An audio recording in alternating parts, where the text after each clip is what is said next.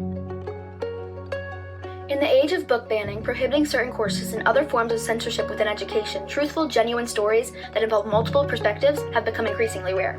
Now more than ever, authentic storytelling is necessary in order for the American youth to learn, especially within the subject of history.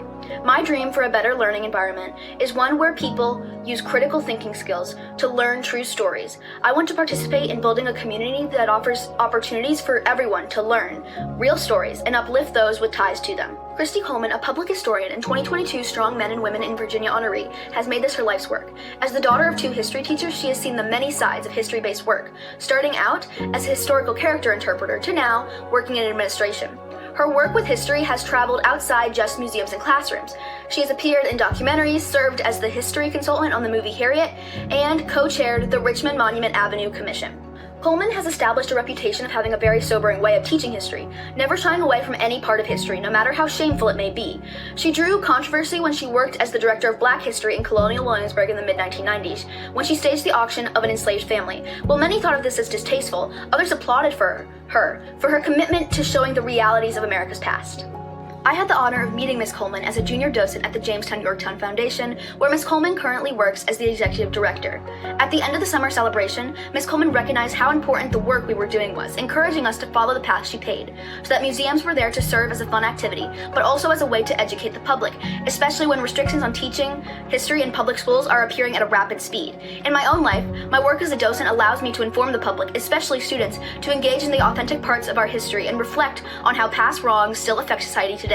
If students grow up unaware of past discrimination, violence, and other atrocities, they grow up to be uninformed voters who can't grasp the scope of the issues of the present day. Museums and other forms of history education have a responsibility to teach everyone about history so that they can become good citizens of the United States. Ms. Coleman embodies the ideas of authentic storytelling, encouraging youth to do their own research and learning, allowing them to come to their own conclusions and opinions based on not just hard facts, but the morality and realistic parts of historical situations that are so often suppressed. When she helped run the mock slave auction in 1994, I don't believe it was done just for shock value. The goal was to show something unignorable and real, which is what history is.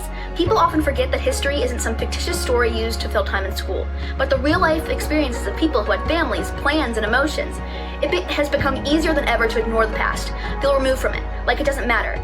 I believe that can be attributed to the watering down of history in order to make it more acceptable or palatable. But what happened in the past wasn't acceptable or palatable. Portraying it in this way is deceitful and unfair to the public.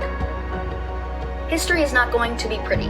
More often than not, it will be uncomfortable, but that doesn't mean that it should be concealed from students under the guise of protecting them. Authentic history teaches students how to reflect, think critically, and make decisions throughout their lives, in order to prevent the tragedies of the past from occurring in the future. To do this, we must commit to facing history authentically, seeing it as it was, people's lives, the good, the bad, and the ugly.